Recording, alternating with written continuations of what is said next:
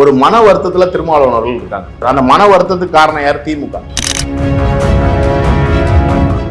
எல்லா கூட்டணி கட்சிகளும் ரத்த கண்ணீர் வடிக்காத நிலைமையில இன்னைக்கு வந்து எங்க இருக்காங்க? திமுக நிக்கிறாங்க. அப்படி இருந்தும் திமுகவிடம் இவ்வளவு கூனி குறுகி நிக்க வேண்டிய அவசியம் என்ன? என்ன காரணத்திற்காக இவ்வளவு கூனி குறுகி நிக்கிறாங்க? சமூக நீதி பேசக்கூடிய திமுகவுல அவர்களுடைய கூட்டணி கட்சிகளை எவ்வளவு கேவலமா நடத்துறாங்கன்றதை நம்ம இதுல இருந்து பார்க்க வேண்டியதா இருக்கு. இல்ல திருமாவளவன் போன்றவர்கள் வளர்ந்து விடக்கூடாது என்பதில் திமுக தெளிவா இருக்குன்றது இன்னைக்காவது அவர் புரிஞ்சுக்கிட்டாரேன்னு நினைச்சு நம்ம சந்தோஷம் தான் போடணும். நிகழ்ச்சி தொகுப்பாளர் தாக்கப்பட்டிருக்காரு. அப்போ செய்தி சேனல்கள் உங்களுக்குன்னு ஒரு சங்கம்லாம் இருக்குது. அப்போ இந்த திமுக அரசுக்கு எதிராக செய்தியாளர்களே தாக்குறாங்களே அப்படின்னு சொல்லிட்டு என்னைக்காவது ஊடகங்கள் ஒன்று திரண்டு திமுக எதிராக போராடி இருக்கீங்களா? அப்போ ஊடகத்துக்குன்னு ஒரு சங்கம் இருக்குது, ஊடகத்துறைன்னு ஒண்ணு இருக்குது. அந்த துறை இந்த திமுக அரசு மீது எந்த மாதிரி நடவடிக்கை எடுத்திருக்கு? அவர்கள் இந்த அரசாங்கத்திற்கு எந்த மாதிரி அழுத்தம் கொடுத்திருக்காங்க? அப்ப திமுக செய்யற அனைத்து விஷயங்களையும் ஏன் இந்த ஊடகம் வந்து சரின்னு ஏத்துக்கொள்ற மனப்பான்மையா, இல்ல நீங்க அவங்களுக்கு அடிமையாயிட்டீங்களா? ஜெயராஜ் பென்னிக்ஸ் வழக்குக்காக எவ்வளவு தூரம் இந்த ஊடகங்கள் கொதிச்சுது, ஏன் வந்து அஜித்தினுடைய கொலைக்கு கொதிக்கல?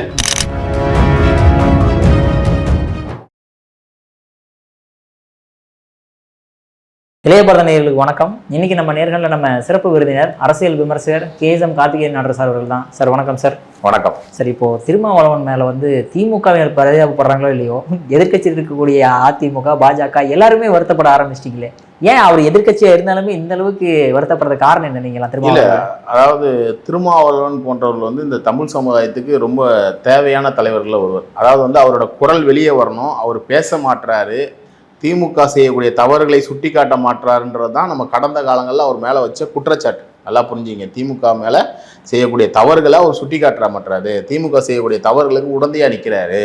அவர் வந்து இந்த தமிழ் சமுதாயத்துக்கு ஒரு தேவையான தலைவர். இன்னைக்கு ஒரு MP ஆனவுடனே கடந்த 10 ஆண்டு காலமாக அவரோட செயற்பாடுகள் வந்து சரியில்லைன்னு தான் நம்ம வந்து அவர் மேலே ஒரு குற்றச்சாட்டாக வச்சோம். இன்னைக்கு அதனுடைய விளைவை தான் வந்து அவர் அனுபவிக்கிறார். அதாவது ஒன்றுமே இல்லை தம்பி, நேற்று பாருங்க, தேமுதிக போன வாரம் வரைக்கும் ஸ்டாலினையும் கருணாநிதி அவர்களையும் அந்த குடும்பத்தையும் திமுகவையும் எவ்வளோ கேவலமாக கழுவி ஊற்றிட்டு இருந்தாங்க. தேமுதிகவை சேர்ந்த பிரேமலதா அவர்கள் எவ்வளோ கேவலமாக கழுவி ஊற்றிக்கிட்டு இருந்தாங்க. ஆனால் இன்னைக்கு பாருங்க, அவங்களுக்கு திமுகக்குள்ளே போனோன்னா ராஜ மரியாதை, MP சீட்டு கொடுத்துட்டாங்க. MP ஆகிட்டாரா இல்லையா? MP ஆகிட்டாரா? இன்னைக்கு அவங்களுக்கு ராஜ மரியாதை. ஆனால் நீங்கள் 15 வருஷமா திமுகவினுடைய இரட்டைக்குழல் துப்பாக்கின்னு சொன்னாங்க. விசிகாவும் திமுகவும் இரட்டைக்குழல் துப்பாக்கின்னு சொன்னாங்க. அப்போ அந்த இரட்டைக்குழல் துப்பாக்கி இன்னைக்கு நீங்கள் என்ன பண்ணி வச்சிருக்கீங்க? திருவள்ளுவர் நிப்பாட்டி வச்சிருக்கீங்களா இல்லையா? அவர் திருமாவளவன் அவர்கள் பேசுறாரு, அந்த வீடியோவை நீங்க பாருங்க. எங்களை கட்சிக்காரங்களை வந்து காம்ப்ரமைஸ் பண்றதுக்காக பேசுறாரா, இல்ல சமாதானப்படுத்துறதுக்காக பேசுறாரா, இல்ல கூட்டணியை விட்டு வெளியே வந்துடலான்ற மனநிலைமையில பேசுறாரா, அவர் எதை நோக்கி பேசுறாருன்றதே அதுல ஒரு குழப்பமா தான் தெரியுது. ஏன்னா அந்த அளவுக்கு வந்து ஒரு மன வருத்தத்துல திருமாவளவன் அவர்கள் இருக்காங்க. நல்லா புரிஞ்சுங்க. என்ன இருக்காரு? மன வருத்தத்துல இருக்காரு. அந்த மன வருத்தத்துக்கு காரணம் யார்? திமுக. ஏன்னா கூட்டணி கட்சிகளை எவ்வளவு தரம் தாழ்ந்து நடத்த முடியுமோ அவ்வளவு தரம் தாழ்ந்து கூட்டணி கட்சிகளை திமுக நடத்திட்டு இருக்கு. காங்கிரசுடன் இழுபறி 20-25 நாளைக்கு மேலே இழுபறி வச்சு கடைசியில் காங்கிரஸ் முடிச்சாங்க. கம்யூனிஸ்டுகளை எவ்வளோக்கு எவ்வளோ மட்டமாக நடத்த முடியுமோ நடத்தி அவங்கள முடிச்சிருக்காங்க. மதிமுகவுக்கு சொல்லவே வேண்டாம், இருக்கிறதுலே படுமட்டம் கேவலம். உதயசூரியனில் வந்து நில்லு 3 சீட்டு, கட்சியினுடைய பெயரை காப்பாற்றிக்கிறதுக்காக ஒரே ஒரு சீட்டு. எல்லா கூட்டணி கட்சிகளும் ரத்த கண்ணீர் வடிக்காத நிலைமையில இன்னைக்கு வந்து எங்கே இருக்காங்க? திமுக நிற்கிறாங்க. அப்போ இவ்வளோ கஷ்டப்பட்டு எதுக்கு நீங்கள் ஒரு கூட்டணியில் இருந்து நீங்கள் திமுகவை ஜெயிக்க வைக்கிறதுக்காக ஏன் இவ்வளோ கஷ்டப்படணுன்றது தான் நம்ம அவங்கள பார்த்து கேட்கக்கூடிய கேள்வி. உங்களுடைய சுயமரியாதையும் தன்மானத்திற்கும் ஒரு இழுக்கு வரும்பொழுது கூட நீங்கள் வந்து விழித்து கொள்ள மாட்டீங்கன்னா நீங்கள் நாளைக்கு சாமானிய மக்களுக்காக எப்படி ஐயா போராட முடியும்? ஏற்கனவே நீங்க தூய்மை பணியாளர்கள் விஷயத்துல தூய்மை பணியாளர்களை கைவிட்டுட்டீங்க, ஓகேவா? அப்போ உங்களுடைய சமுதாய மக்களுக்காகவும் நீங்க எந்த மக்களுக்காகவோ போராட வந்தீங்களோ அந்த மக்களுக்கான பிரச்சனையும் உங்களால பேச முடியல. இப்போ ஒரு வாய்ப்பு கிடைக்குது. இன்னைக்காவது வெளியே வந்து குறைஞ்சபட்சம் இன்னைக்கு, அதாவது விசிகா போன்ற கட்சிகளால 234 தொகுதியிலையும் தனித்து நிற்க முடியும். நிற்க முடிந்த கட்சிகள் குறைஞ்சபட்சம் நின்னாவது உங்களுடைய வாக்கு வங்கியை நிரூபிச்சிங்கன்னா அடுத்த தேர்தலில் உங்களுக்கு மரியாதை கொடுத்து ஒரு 4 கட்சி கூப்பிட்டு பேசுவாங்களா இல்லையா? இந்த நிலைமை உங்களுக்கு வராதுல்ல. அப்படி ஒரு துணிச்சலான முடிவை ஏன் திருமாவளவன் எடுக்க மாட்டாருன்றதான் நம்ம வந்து அவர்கிட்ட பார்த்து வைக்கிற கேள்வியா இருக்கு. இன்னைக்கு வந்து ஒண்ணுமே இல்லை, வேற எங்கேயும் நிற்க முடியாது, 234 தொகுதியில் நிற்க முடியாது, இந்த கட்சி வந்து ஒரு 5 தொகுதி 10 தொகுதியில் தான் உங்களுக்கு வந்து ஆள் இருக்காங்க அப்படின்னா பரவாயில்ல, அவங்க யோசிக்கலாம். நம்ம இந்த கூட்டணி விட்டு வெளியே போனால் நம்ம தெருவில் தான் நிற்கும். அப்படி கிடையாது. விசிகான்றது இன்னைக்கு தமிழ்நாடு முழுவதுமே வந்து பரவலாக இருக்கக்கூடிய ஒரு கட்சி. அவங்களுக்கு எல்லா மாவட்டத்திலுமே ஆட்கள் போட்டிருக்காங்க. அப்படி இருக்கும்போது அவங்களால 234 தொகுதியில் வேட்பாளர் போட முடியும். ஆனால் அப்படி இருந்தும் திமுகவிடம் இவ்வளவு கூனி குறுகி நிற்க வேண்டிய அவசியம் என்ன? என்ன காரணத்திற்காக இவ்வளவு கூடி குறுகி நிற்கிறாங்க? என்ன ஒன்று, சமூக நீதி பேசக்கூடிய திமுகவில் அவர்களுடைய கூட்டணி கட்சிகளை எவ்வளவு கேவலமாக நடத்துகிறாங்கன்றதை நம்ம இதுலேருந்து பார்க்க வேண்டியதாக இருக்குது. எதிர்ப்புறம் எல்லாருமே இந்தியாவில் இருக்க மீடியா எல்லாம் அதிமுகவை அடிமைன்னு சொல்லும் போது, ஆனால் திமுக எப்படி நடந்துக்குது, திமுக தன்னுடைய கூட்டணி கட்சிகளை எப்படி நடந்துக்குது? இப்போ யார் அதாவது விசிகா சொல்ற ஒரு பெரியாளன் மனப்பான்மையில் நடந்துக்கிறாங்க. தமிழக விடுதலை கட்சி வேல்முருகன் பெரியாளன் மனப்பான்மையில் நடந்துக்கிறாங்க. நாங்கள் கொடுத்த கோரிக்கைகளை மதிக்கிறது இல்லை, எங்களுக்கான உரிய அங்கீகாரத்தை கொடுக்கறது இல்லை. அப்போது சமூக நீதி என்னென்னமோ நீங்கள் பேசுகிறீங்களே, தமிழர்னு பேசுகிறீங்களா, அப்போ அவர்களுக்கான அங்கீகாரத்தையும் அடையாளத்தையும் நீங்கள் பறிக்கிற வேலையை தானே திமுக செய்யுது. இனிமேலாவது கூட்டணி கட்சிகள் என்பது தேர்தலுக்காக வைக்கக்கூடிய கூட்டணி. இது தேர்தல் முடிந்தவன் நாம் ஒரு தனி கட்சின்ற உணர்வு வருங்காலங்கள்லையாவது அந்தந்த கட்சிகள் தன்னுடைய வேலைகளை செய்யணும். செஞ்சால் மட்டும்தான் மக்கள் மத்தியில் உங்களுக்கான அங்கீகாரம் கிடைக்கும். இதை நம்ம கடந்த காலங்களில் நிறைய முறை நம்ம சொல்லியிருக்கோம். இவங்க என்ன பண்ணுறாங்க, தேர்தல் முடிந்த உடனேயும் அந்த பெரிய கட்சிகளோட துணை நின்றுக்கிட்டு அவர்கள் செய்யக்கூடிய அனைத்து தவறுகளுக்கும் உடன்பாடாக போகிறதுனுடைய விளைவு இன்னைக்கு தேர்தல் நேரத்தில் கூனி குறுகி நிற்கிறாங்க. அவர்களுக்கான வாய்ப்புகள் அந்த கட்சியில் மறுக்கப்படும். பட் இருந்தாலுமே திருமாவளவன் சொல்லும்போது நம்ம மேலே வளர்ந்துடக்கூடாதுன்னு தான் நினைக்கிறவங்க நிறைய பேர் இருக்காங்க அப்படின்ட்டு.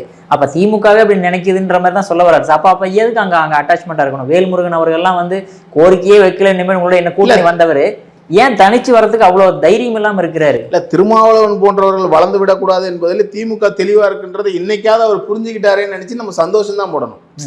அதாவது நம்ம திரும்ப சொல்கிறோம்ல, திமுக கிட்ட போன எந்த கட்சியுமே மீண்டு வந்ததா வரலாறு கிடையாது. திமுக கிட்ட போன எந்த கட்சியுமே மீண்டு வந்ததா ஒரு வரலாறு கிடையாது. அவர்களை எண்ணிக்கையிலையும் அந்த கட்சியை வாழ விட மாட்டாங்க, அந்த கட்சியை தனித்துவமாக செயல்பட விட மாட்டாங்க. அதற்கு மேலே போனால் அந்த கட்சியை இரண்டாக உடைச்சிடுவாங்க. அந்த கட்சியை இரண்டாக உடைச்சிடுவாங்க. ஏன்னா கடந்த காலத்தில் விஜயகாந்த் அவர்கள் திமுக கிட்ட கூட்டணி பேச்சுவார்த்தை பேசும்போது 2011-16 கூட்டணிக்குள்ள போலன்னு அந்த கட்சியை ரெண்டா உடைச்சு பாதி எடுத்துக்கிட்டாங்க. அப்ப அந்த பயம் இவங்க கிட்ட இருக்கு. இன்னைக்கு விசிகா உடன்பட்டு போலன்னா விசிகா ரெண்டா உடைச்சிருவாங்களோ, விசிகாவை இன்னைக்கு இரண்டா உடைச்சிருவாங்களோன்ற பயம் திருமாவளவனிடம் இருப்பது போலதான் அவர் பேசுற அந்த பேச்சுக்கள் நம்ம புரிஞ்சுக்க வேண்டியதா இருக்கு. ஏன்னா அந்த வேலையை திமுக கனகச்சிதமாக செஞ்சிருக்கு. கடந்த காலங்களில் மதிமுக உடைச்சிருக்குது, தேமுதிக உடைச்சிருக்குது, பல கட்சிகளை உடைச்சிருக்குது. அவர்கள் அந்த வேலையை சரியா செய்வாங்க. அவர்களுடன் கூட்டணி வைத்த கட்சிகள் வளர்ந்ததா சரித்திரமே கிடையாது. அதுதான் திமுகவினுடைய வரலாறு. இதை இவர்கள் இவ்வளவு காலதாமதமாக புரிஞ்சுக்கிட்டாங்கன்றது தான் இதுல ஒரு வெக்கப்பட வேண்டிய விஷயம். கம்யூனிஸ்டுகளை பொறுத்த அளவுக்குல அடிப்படை மக்கள் பிரச்சனையை பேசக்கூடிய கட்சிகள் கம்யூனிஸ்ட். அப்போ அவர்களுக்கான சீட்டுகளை நீங்க குறைக்கிறது எளிய மக்களுடைய குரல் விலையை நெரிக்கிறது போன்றதாகும். அவங்களோட நீங்க எளிய மக்களோட பிரச்சனையை யாருமே பேசுவார். இப்போ திமுக காரங்களோ மற்ற கட்சிக்காரங்களோ போய் எளிய மக்கள் பிரச்சனையை போய் சட்டமன்றத்தில் பேச மாட்டாங்க. எளிய மக்கள் பிரச்சனை, தொழிலாளர்கள் பிரச்சனை, தொழிற்சங்கம் வச்சிருக்கவங்களோட பிரச்சனை இந்த கம்யூனிஸ்டுகள் தான் பேசுவாங்க. அப்போ அவங்களோட குரல் விலையை நீங்க நடிக்கிறீங்க. அப்போ சீட்டு குறைக்கிற ஸ்ட்ரைக்கிங் அது இதுன்னு சொல்லும் போது அப்போ திமுக கடந்த தேர்தலில் தோக்கவே இல்லையா? ஏன் அவங்க சீட்டை குறைச்சி ஏன் 140, 130 தொகுதியில் நின்னா அவர்களால் வெற்றி பெற முடியாதா? அதாவது நீங்க 25 கட்சி கூட்டணியை கொண்டு வரும்போது நீங்க தான் காம்ப்ரமைஸ் பண்ணணும். இல்லைன்னா உங்களால் அவ்வளோ முடியாதுன்னா கூட்டணியில் கம்மியான கட்சிகளை சேர்த்துருக்கணும். எல்லாரும் வான்னு கூப்பிட்டுக்கிட்டு நான் 160, 170 நிற்பேன், என் கூட கூட்டணியில் இருக்கவங்க மட்டும் சீட்டுகளை குறைச்சிக்கணும்னு சொல்றது எந்த வகையான நியாயம்? நான் 25 கட்சிகளோட கூட்டணி வச்சிருக்கோம், புதுசாக நிறைய பேர் வந்திருக்காங்க, ஆனால் நாங்கள் ஒரு 4-5 தான் குறைச்சிப்போம். 170 நின்று நாங்கள் 5 தான் குறைச்சிப்போம். ஆனால் 5 தொகுதியில் நீங்கள் 1-2 குறைச்சிங்க, 5க்கு 1 குறைக்கணும்னா திமுக எவ்வளோ குறைக்கணும்? 5 சீட்டுக்கு 1 சீட்டு குறைக்கணும்னு வச்சுங்களேன். 50 சீட்டுக்கு 5 சீட்டு, 50 சீட்டு. அப்போ 100 தொகுதிக்கு 10 தொகுதி குறைக்கணும். 200 தொகுதி நீங்கள் 20 குறைச்சா அப்போ 150, 140 தான் நீங்கள் நிற்கணும். நீங்கள் 140, 150 தான் இந்த பிரச்சனையே சரியாயிருமே. அப்போ அதற்கு அவங்களுக்கு மனநிலைமை இல்லை. நாங்கள் நின்று அதே தொகுதியில் நிற்கணும், நாங்கள் மொத்தத்தில் 5 தான் குறைப்போம், ஆனால் 5 தொகுதி கொடுத்த உங்ககிட்ட நாங்கள் 1 பிடிங்கிடுவோம், 6 தொகுதி கொடுத்த ஓன்ட்டு 1 பிடிங்கிடுவோம் அப்படின்னு சொல்றது தான் இந்த கூட்டணியில் பெரிய ஆளு. நாங்கள் யாருடைய தயவும் இல்லாமல் திரும்ப தமிழ்நாட்டில் ஆட்சி அமைக்கணும், ஏன் நாங்கள் கொடுக்கறத வாங்கிட்டு நிற்கிறதுக்கு வந்தால் வாங்க, இல்லை வராமல் போங்க, வெளியே போங்கன்றது தான் அவங்க நடந்துக்கிறது நடைமுறையாக இருக்குது. இது தமிழ்நாட்டில் சுதந்திரமாக அரசியலை சந்திக்கக்கூடிய சிறிய சிறிய கட்சிகளுடைய குறைவிலையை திமுக நெரிக்குதுன்றது தான் நம்ம இதுலேருந்து பார்க்க வேண்டியதாக இருக்குது. Okay sir. சரி, அடுத்ததாக இப்போ சவுக்கு சங்கர் அவர்கள், இப்போ சவுக்கு சங்கர் அவர்களை பற்றி பேசுகிற அந்த யூடியூப் சேனல், அவர் போடுற வீடியோஸ்க்கு எல்லாமே சம்மன் அனுப்பி ஒரு மிரட்டல் விடுறதா எல்லாருமே சொல்லப்படுது. அவங்களாம் அதை எப்படி பார்க்குறீங்க? அதாவது தமிழ்நாட்டினுடைய 4வது தூணான ஊடகத்தினுடைய குறைவிலையை திமுக அரசாங்கம் ஆட்சி கட்டிலில் அமர்ந்த நாள்லேருந்து நசுக்கிட்டு தான் இருக்குது. அதை நம்ம இன்னைக்கு நேற்று பார்க்கல. கல்குவாரியில் போய் செய்தி சேகரிக்க சென்ற பத்திரிகையாளர்கள் தாக்கப்பட்டாங்க. நேற்றைய தினம் விவாதம் நடத்தின நியூஸ் 18 நிகழ்ச்சி தொகுப்பாளர் தாக்கப்பட்டிருக்காரு. அப்போ செய்தி சேனல்கள் உங்களுக்குன்னு ஒரு சங்கம்லாம் இருக்குது. அப்போ இந்த திமுக அரசுக்கு எதிராக செய்தியாளர்களே தாக்குறாங்களே அப்படின்னு சொல்லிட்டு என்னைக்காவது ஊடகங்கள் ஒன்று திரண்டு திமுகவுக்கு எதிராக போராடி இருக்கீங்களா? இல்லை, நீங்கள் செய்கிற தப்பையும் நாங்கள் சுட்டி காட்டல. இப்போ ஊடகத்தில் வேலை செய்கிற உங்களை அடிக்கிறாங்க, ஊடகத்தை தாக்குறாங்க, செய்தியாளர்களை தாக்குறாங்க. என்னைக்காவது ஊடகத்தில் நீங்கள் சங்கம் வச்சு தலைவர் செயலாளர் பொருளெல்லாம் வச்சுருக்கீங்கல்ல, உங்கள் ஊடக நண்பர்கள் உங்களுக்காக திமுக அரசை கண்டித்து என்னைக்காவது ரோட்டில் இறங்கி போராடி இருக்காங்களா? அந்த ஊடக நண்பர்கள் என்னைக்காவது திமுக அரசுக்கு எதிராக போய் போலீஸ் ஸ்டேஷனில் கம்ப்ளைண்ட் கொடுத்துருக்காங்களா?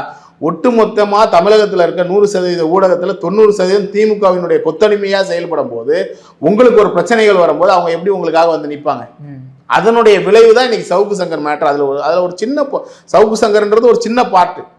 இப்போ எந்த செய்தியாளர் தாக்கப்பட்டாலும் எந்த கட்சிக்காரர்கள் தாக்கினாலும் அது தவறு.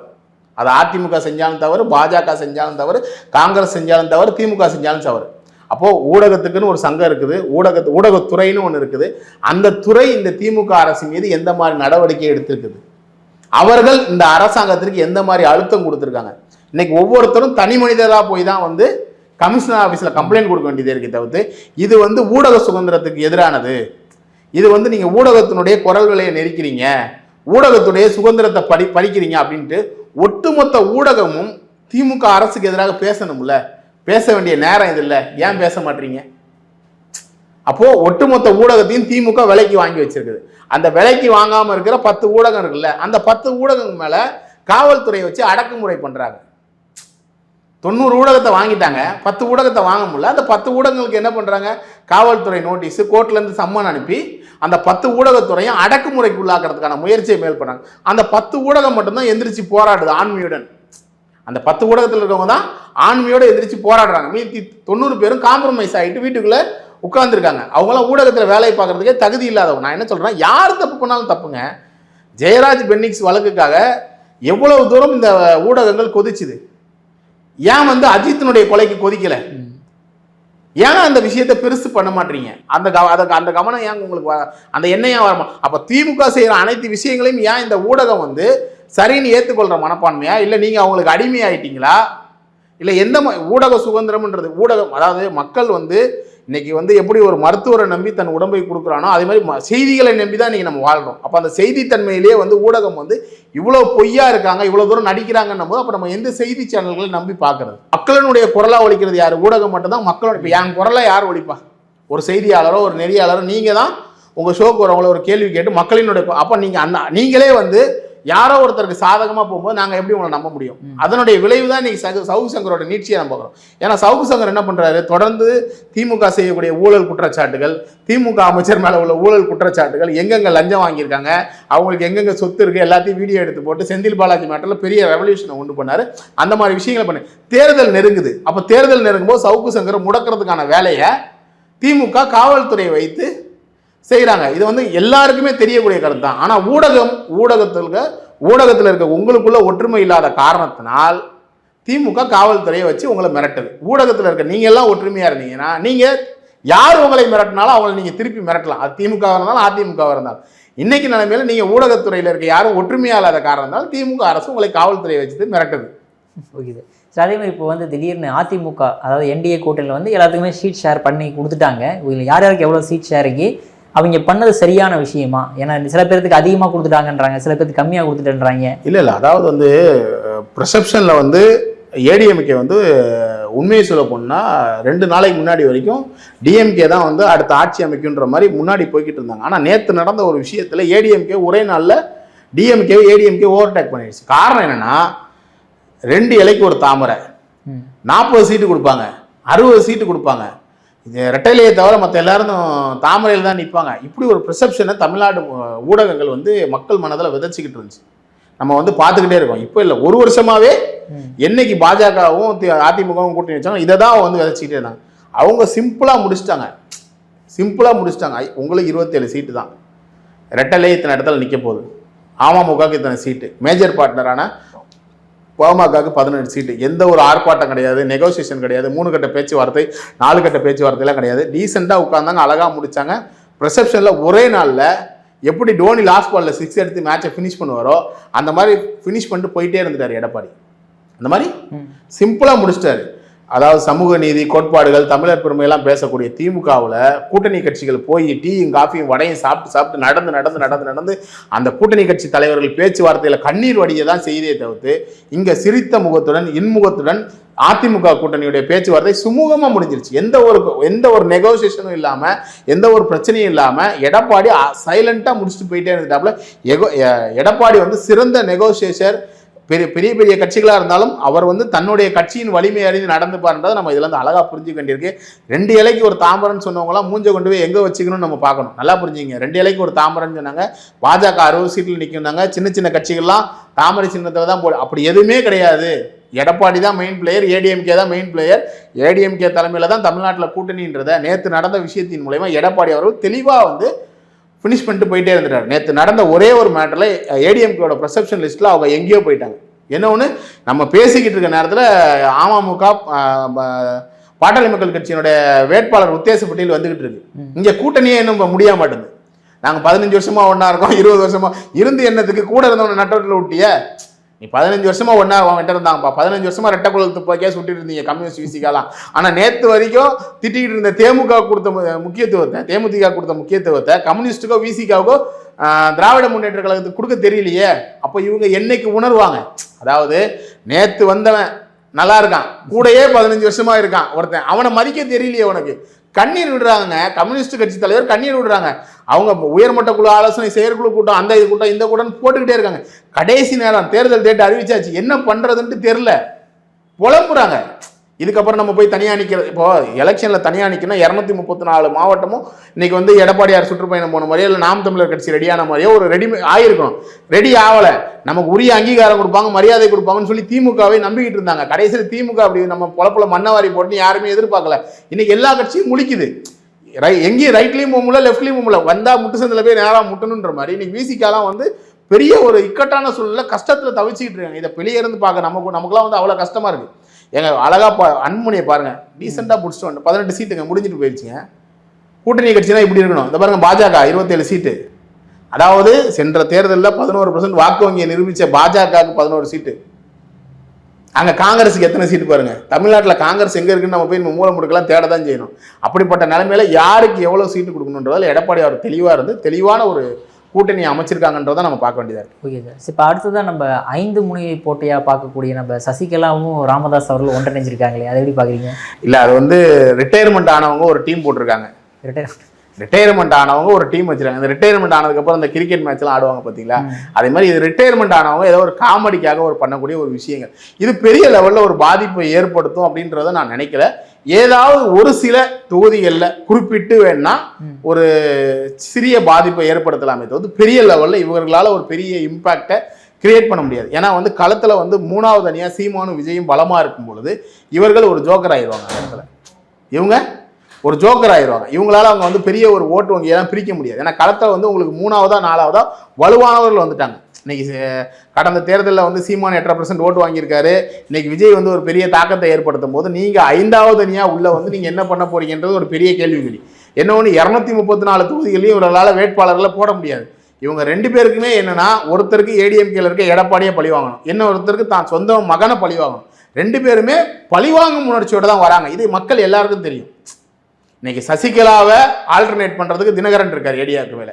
ஐயா ராமதாஸ் அவர்களுக்கு ஆல்டர்னேட்டா அவர் மகன் அன்புமணி ராமதாஸ் இருக்கார். அப்படி இருக்கும்போது இவர்களால் பெரிய அளவில் என்டிஏ அலைன்ஸை வந்து தோக்கடிக்கிற அளவுக்கு வந்து இவர்களால் ஓட்டு வாங்க முடியுமான்றது மிக சந்தேகம். ஏதாவது ஒரு சில தொகுதிகளில் சொற்ப வாக்குகளை பெறுவார்கள். அது நம்ம எலெக்ஷனோட ட்ரெண்டிங்கில் நான் தான் சொல்கிறேன். நேற்று ஒரு விஷயத்திலேயே வந்து எடப்பாடியார் வந்து ப்ரெசப்ஷனை தமிழ்நாட்டுடைய ஒத்து மொத்தமான பார்வையுமே மாற்றி மேலே நிற்கிறார். அப்படி இருக்கும் பொழுது இன்னும் நாட்கள் நகர இன்னும் இந்த 1 மாத காலத்தில் நிறைய மாற்றங்களை நம்ம பார்க்க வேண்டியது இருக்கும். நான் புதுசாக வந்த விஜய் இன்னும் களத்துக்கே வரலை. அவர் பனையூர் பங்களா விட்டு இன்னும் வெளியே வராமல் இருக்கார். இன்னும் 234 தொகுதிக்கும் வேட்பாளர் அறிவிக்கணும். இன்னும் அந்த 30ஆம் தேதியிலேருந்து வேட்புமனு தாக்கல் ஆரம்பிக்கும். அப்படி இருக்கும் பொழுது இன்னைக்கு பல பின்னடைவுகள் வரும் அவங்களுக்குலாம். அப்போ வந்து அந்த மாதிரி இடங்களில் ஆல்டர்னேட்ன்றது ஏடிஎம்கே தான்ன்றது மாதிரி மக்கள் மனதில் தோன்ற ஆரம்பிக்கும். அது நிச்சயமாக அதை நோக்கி தான் ஏடிஎம்கே போய்கிட்டு இருக்கு. Okay sir. சார் கடைசியாக ஒரு கேள்வி. சொன்ன மாதிரி விஜய் அவர்களுடைய தாக்கம் எப்படி இருக்கும்? அவர் ரொம்ப இக்கட்டான சூழ்நிலையில் இருக்கும்போது அவர் என்னன்னா மும்பைலாம் போயிட்டு வந்துருக்காரு. இல்லை, நான் அதை சொல்கிறேன். ஏடிஎம்கே எப்படின்னு வந்து நாளுக்கு நாள் வந்து ஒரு ஸ்டெப்பு ஏறிக்கிட்டே போகிறாங்களோ, தாவேக்கா நாளுக்கு நாள் ஒரு ஸ்டெப் இறங்கிக்கிட்டே வராங்க. இதுல வந்து திமுக விசஸ் தாவேக்கா வேறையா? இல்ல அதெல்லாம் வந்து அதாவது எல்லா கட்சியுமே வந்து வரவங்க நான் முதல்வர் நான் ஆட்சிக்கு வரணுன்ற எண்ணத்துல தான் வருவாங்க. யாருமே வந்து அடுத்தவங்கள முதல்வர். ஆனா அப்படி சொன்னவங்க அதற்கான என்ன முயற்சியை பண்ணாங்கன்னு நம்ம பார்க்கணும்ல. அப்படி சொன்ன விஜய் அவர்கள் தமிழ்நாடு முழுக்க சுற்றுப்பயணம் முடிச்சிட்டாரா? 234 தொகுதிக்கும் போயிட்டு வந்துட்டாரா? எல்லா மாவட்ட செயலாளர்களையும் சந்திச்சு பேசிட்டாரா? இல்லை 234 தொகுதிக்கும் வேட்பாளர் வச்சிருக்காரா? இல்லை தமிழகத்தில் நடக்கக்கூடிய பிரச்சனைகளுக்கான விஷயங்களுக்கான சொல்யூஷன் கொடுத்துட்டாரா? அப்படி எதையுமே சொல்லாம பாசிச பாஜக அந்த திமுகன்னு மட்டும் சொல்லிக்கிட்டே காலத்தை ஓட்டிக்கிட்டே போயிருந்தா 2 லைன் பஞ்சு டைலாக்லேயே வாழ்க்கையை ஓட்டிடலாம், 2 லைன்லேயே வந்து 2026 தேர்தலை கடந்து போயிடலாம்னு நினைச்சாருன்னா அதை விட மூடத்தனம் நம்ம உலகத்தில் வேற எதுவும் கிடையாது. நாலாவதா ஒருத்தர் வரீங்க, உங்களுக்குன்னு ஒரு செல்வாக்கு இருக்கு, உங்களுக்கும் உங்க பின்னாடி ஒரு இளைஞர்கள் பட்டம்லாம் இருக்குது, அதை நீங்க எப்படி சரியா பயன்படுத்துறீங்கன்னு இருக்குல்ல. தேர்தல் அறிவித்த பிறகும் நீங்க வீட்டை விட்டு வெளியே வர மாட்டீங்க. அப்போ உங்களை நம்பி நாளைக்கு உங்க கட்சிக்காரனே முதல் கட்சியில எம்எல்ஏ நிக்கிறதுக்கு தயாரா இருக்கணும்லங்க. 234 தொகுதியிலும் எம்எல்ஏக்கள் நிக்கிறதுக்கு தயாரா இருக்கணும்ல. இப்போ நம்ம புதுச்சேரியில் பாக்குறோம் மாற்றம்னு நீங்க வரீங்க. ஆனா மாற்றம்னு வந்துட்டு என்ன பண்றீங்க? வா ஏடிஎம்கேல இருந்து எம்எல்ஏ பிடிச்சிட்டு வா, பாஜகவோட முன்னாள் அமைச்சரை பிடிச்சிட்டு வா. அப்ப நீங்க பேசின வார்த்தைகளுக்கும் நீங்க பேசிய சித்தாந்தங்களுக்கும் நீங்க எந்த சித்தாந்தத்தை எதிர்க்கிறீங்களோ அந்த பாஜக சித்தாந்தத்தில் உள்ள அமைச்சரை தானே பிடிச்சிட்டு வந்து உங்க கட்சியில எம்எல்ஏ வேட்பாளர் கொடுக்குறீங்க. நீங்க எந்த திமுக எதிர்க்கிறீங்களோ அந்த திமுக இருந்து பிடிச்சிட்டு வந்து ஒருத்தருக்கு எம்எல்ஏ வாய்ப்பு கொடுக்குறீங்க. ஊழல் கட்சின்னு அதிமுகவை சொல்றீங்க, அதிமுகவை சேர்ந்த செங்கோட்டையனை தானே உங்க கட்சியில இணைச்சு வச்சிருக்கீங்க. இவ்வளவு முரண்பாடுகளுக்கும் விஜய் எப்படி பதில் சொல்ல போறாரு? இல்லை இவங்களெல்லாம் வந்து இவங்க தாவேக்கா வாஷிங் மிஷினில் போட்டு பழையபடி இவங்களுக்கெல்லாம் வந்து வெளுமை கொடுத்துட்டாரா அப்படின்ற கேள்வியெல்லாம் வந்து மக்கள் வைப்பாங்க. அவரை நம்பி இருக்க அந்த ஒரு 10-20 இளைஞர்கள் வேணா அந்த கேள்வியை கேட்காம இருக்கலாமே தவிர்த்து அரசியல் பார்க்கக்கூடிய ஒவ்வொருத்தரும் 40 வயது கடந்த ஒவ்வொருத்தரும் நாளைக்கு நமக்கு வந்தாச்சுன்னா இன்னைக்கு எடப்பாடி என்னென்ன வாக்குறுதி கொடுத்துருக்காரு, இன்னைக்கு சிலிண்டர் தட்டுப்பாடு இருக்குமோ 3 சிலிண்டர் ஃப்ரீயாக கொடுக்குறேன்னு இருக்காரு, அனைத்து பெண்மணிக்கும் 2000 ரூபா கொடுக்குறேன்னு இருக்காரு, இவங்களாவது தகுதி உள்ளவர் நாங்கள் அவங்க எல்லாருக்குமே கொடுக்குறேன்ருக்காரு. இப்படிப்பட்ட தேர்தல் வாக்குறுதிகளோட நிலைமை என்ன இருக்குது? இன்னைக்கு நீட் எக்ஸாமில் வந்து 7.5% ஒதுக்கீடு கொண்டு வந்திருக்காரு எடப்பாடி. இந்த மாதிரி விஷயங்கள் தான் இன்னும் அடுத்த 1 மாதத்துக்கு பேசு பொருளாக இருக்க போதை தவிர்த்து விஜய் வெளியே வரணும். முதல்ல வெளியே வந்து அவர் என்ன சொல்றாருன்னு பார்ப்போம், அப்புறமா அவரை பற்றி நம்ம பேசலாம். விஜயை முதல் வெளியே வர சொல்லுங்க. உங்களை போன்ற ஊடகெல்லாம் போயிட்டு ஐயா வாங்க ஐயா அப்படின்னு கொஞ்சம் கூப்பிட்டு வாங்க விஜய், அப்புறம் பார்ப்போம் மற்ற கதை. Okay sir. சார் உங்கள் அற்புதமான கருத்தில் இளைய பேரிடம் பார்த்ததற்கு மிக்க நன்றி சார். நன்றி.